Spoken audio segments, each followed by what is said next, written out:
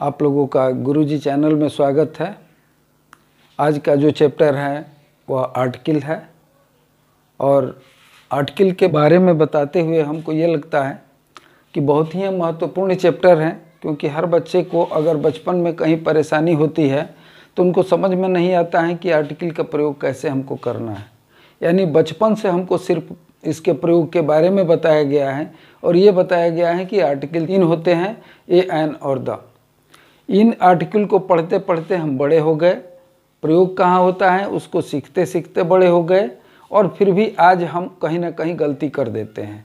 ए का प्रयोग कहाँ होगा, एन का प्रयोग कहाँ होगा, द तो अलग चीज़ है, ये अलग काइंड में आता है। लेकिन ए और एन का कहाँ होगा, बच्चे अक्सर ये गलती करते हैं। और द के बारे में ये है कि कहीं कहीं द कहा जाता है, स्पेलिंग वही है THE, और कहीं कहीं दी कहा जाता है। इन दोनों का डिफरेंस आज तक बहुत सारे बच्चों को स्पष्ट नहीं होता है, तो आगे चल के वीडियो में हम यही बताने वाले हैं कि इसको कैसे पढ़ा जाए, कम से कम समय में कितना अच्छे से पढ़ लिया जाए, ताकि कि ये आजीवन हमारे दिमाग पर बना रहे कि ए और एन कहाँ कहाँ प्रयोग होगा और द का प्रयोग कहाँ हम कहेंगे, दी का प्रयोग हम कहाँ करेंगे। आवाज़ में, साउंड में भी हम लोगों का यहाँ पर जो फ़र्क आता है उसको हम बताएंगे भविष्य में। अब देखते हैं कि अब कॉन्सेप्ट पर इसके चलते हैं कि आर्टिकल कहा किसको जाता है। एक चीज़ आज नया सब्जेक्ट के अंतर्गत जो सिलेबस मिलता है उसमें डिटरमाइनर की चर्चा होती है। डिटरमाइनर क्या है, छोटे छोटे बच्चे समझ नहीं पाते हैं, परीक्षा में पूछा जाता है कि नीचे दिए गए वाक्यों में से डिटरमाइनर खोजिए, कौन कौन से डिटरमाइनर का प्रयोग हुआ है। आसान है, लेकिन बच्चे यही नहीं समझ पाते हैं कि डिटरमाइनर कहा किसको जाता है। तो डिटरमाइनर और कुछ नहीं है, यही ए, एन और द को ही डिटरमाइनर के रूप में भी पेश किया जाता है। और अब चलिए इसका जो मेन मुद्दा है कंसेप्ट के अंदर वो बताते हैं। यहाँ पर है कि मूलतः article can be studied under 2 groups, जो हम लोग देखते हैं उसी के बारे में हम लोग पढ़ते हैं, जबकि यह एक एडजेक्टिव का ही पार्ट है। इसको जाना जाता है कि यह एडजेक्टिव का एक पार्ट है, जहाँ से हम एडजेक्टिव का समापन करते हैं वहीं पर ये आर्टिकल आकर के जुड़ जाता है। एडजेक्टिव के परिभाषा में हम लोग इतना जान चुके हैं, हमारे हर छोटे बच्चे जानते हैं, कक्षा 5 से लेकर के 8 तक के बच्चे ये जानते हैं कि किसी भी नाउन या प्रोनाउन की जो भी विशेषता बताएगा उसको हम एडजेक्टिव कहते हैं। यहाँ पर क्या है कि जो भी नाउन का हमारे पहले अगर संख्यात्मक है या उसका जो भी विशेषता बताता है, जैसे the is used as demonstrative adjective, ये डिफिनिट आर्टिकल है। और इनडिफिनिट क्या है, a, an as numeral adjective, यानी संख्यात्मक इसको जब होता है। इसमें क्या होता है कि जब हम लोग नाउन पढ़ते हैं तो उसमें 2 तरह के नाउन पढ़ते हैं, काउंटेबल और अनकाउंटेबल।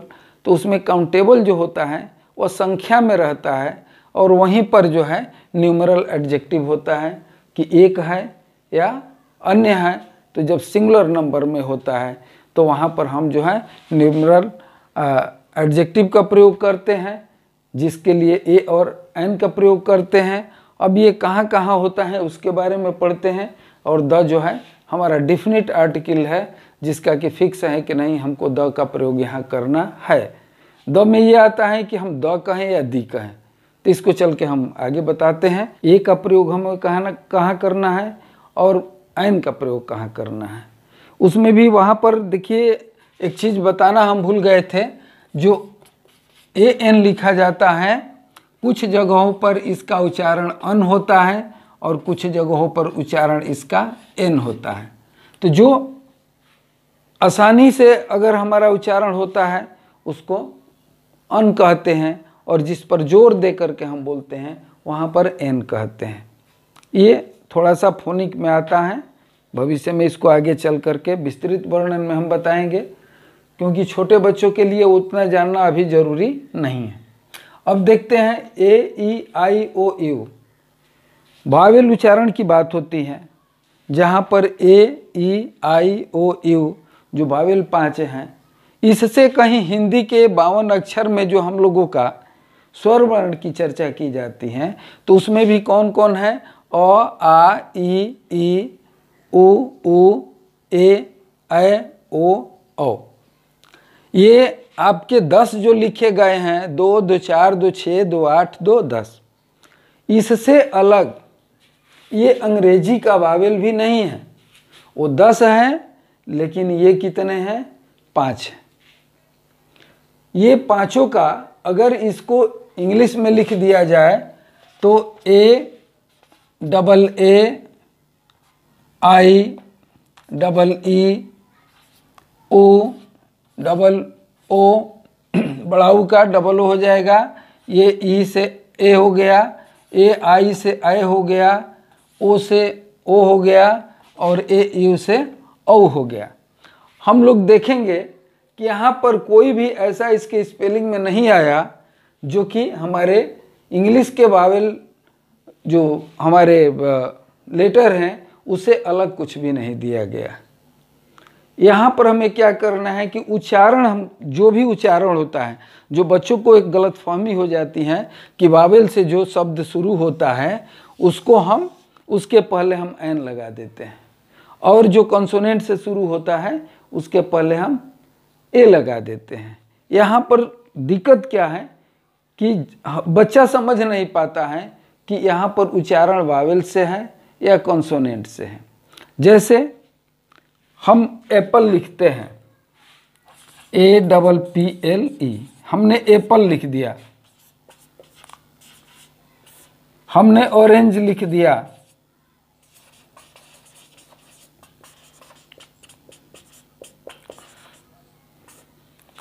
एप्पल और ऑरेंज हमने लिख दिया।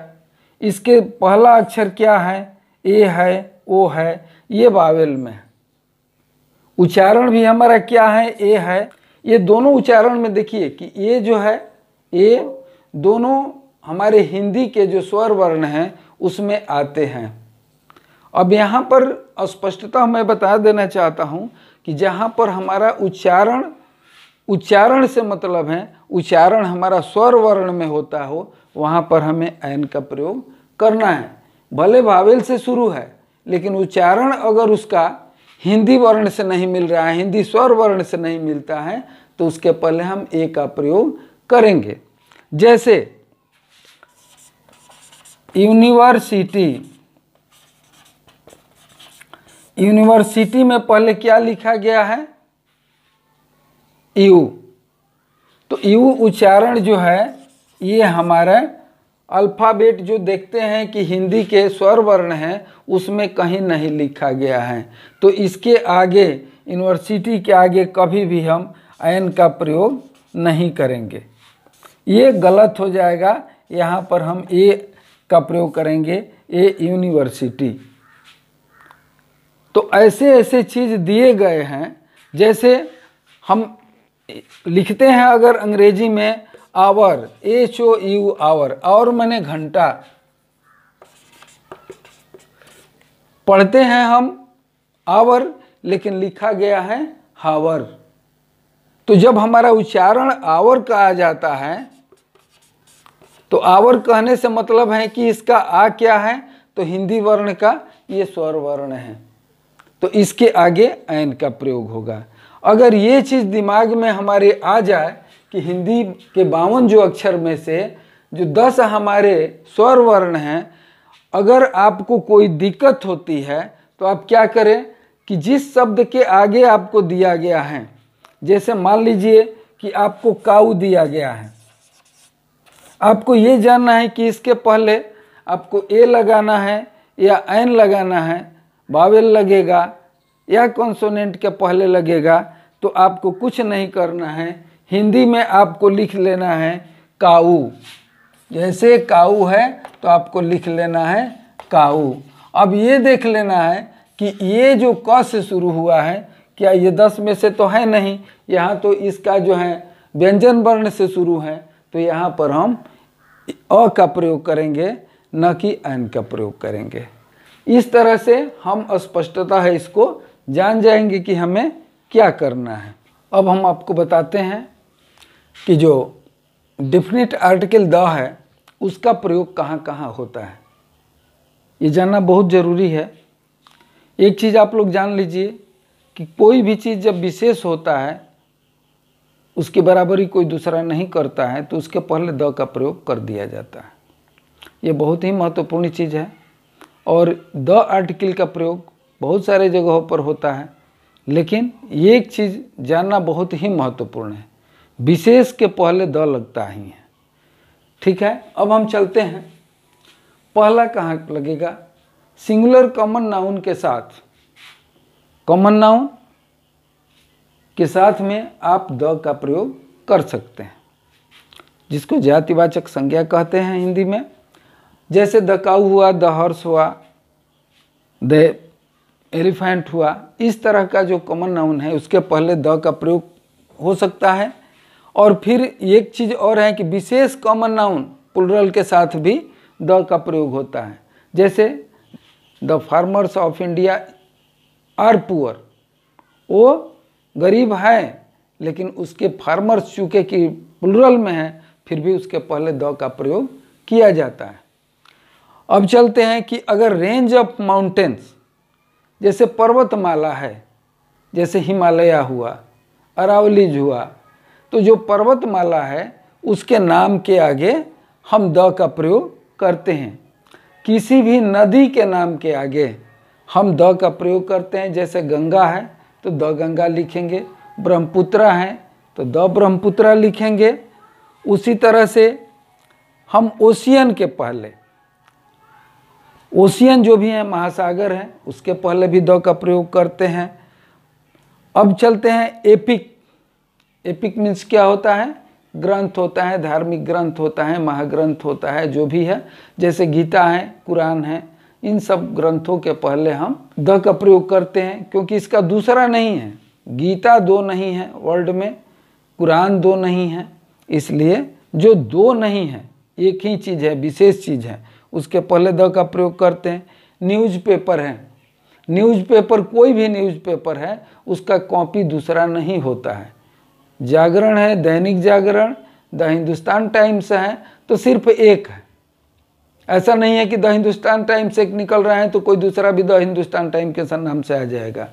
दैनिक जागरण दूसरा नहीं आएगा, भास्कर दूसरा नहीं आएगा। तो इस तरह से न्यूज़पेपर के आगे भी हम द का प्रयोग करेंगे। 8वां है टाइटिल। टाइटिल यानी पदवी, जैसे पीएम है, सीएम है, हेडमास्टर है, प्रिंसिपल है, ऐसे जहाँ टाइटिल होते हैं उसके पहले भी द का प्रयोग करते हैं। जैसे the prime minister, the president, the chief minister, the headmaster, the principal, ये प्रयोग किया जाता है। दिशा के पहले, जैसे नॉर्थ है, साउथ है, ईस्ट है, वेस्ट है, अक्सर हम लोग पूर्व पश्चिम की बात करते हैं तो वहाँ पर द का प्रयोग होता है। The north, the south, the east, the west, इस तरह से हम दिशा के पहले भी द का प्रयोग करते हैं। उसी तरह से बहुत ऐसी चीज़ हैं, बड़ी बड़ी इमारतों के पहले, जैसे ताजमहल है तो उसके पहले द का प्रयोग करेंगे, क्योंकि दूसरा ताजमहल नहीं है। तो इस तरह से हम द का प्रयोग, बहुत ऐसे सारे चीज़ हैं जो दुनिया में सिर्फ एक हैं।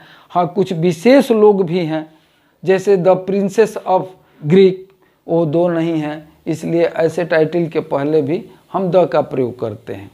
अब आप लोग जान गए हैं कि द का प्रयोग कहाँ होता है, और छोटे छोटे बच्चों के लिए इतना ही जानना काफ़ी है। वैसे इसको वास्ट में भविष्य में एक अलग एपिसोड बनाया जाएगा, जिसमें कि बहुत सारे और भी इसके चीज़ें उसमें हैं जो कि बताने लायक हैं, लेकिन बहुत लंबा हो जाएगा वीडियो, इसलिए इसको यहीं पर हम इसको ख़त्म करते हैं। चूँकि कि आने वाला एपिसोड आपको मिल जाए तो उसके लिए आप लोगों को गुरुजी चैनल को सब्सक्राइब करना होगा। गुरुजी चैनल को सब्सक्राइब कीजिए, क्योंकि इसके पहले आप लोग क्वालिटी एजुकेशन देख रहे थे, उसका नाम अब बदल करके गुरुजी कर दिया गया है। तो जब भी आपको इसको सर्च बार में जाएंगे, गुरुजी खोजेंगे, वहाँ पर गुरुजी बाई डॉक्टर अखिलेश सिन्हा, तो वहाँ पर आपको ये चैनल मिल जाएगा, सारे हमारे एपिसोड मिल जाएंगे। और इस तरह से आप लोग अपनी पढ़ाई जारी रखें, आप लोग अपना ध्यान दें पढ़ाई पर। हम अपने काम में लगे हुए हैं, आप लोगों को प्रतिदिन नई नई चीज़ों से अवगत कराते रहेंगे। बहुत बहुत धन्यवाद।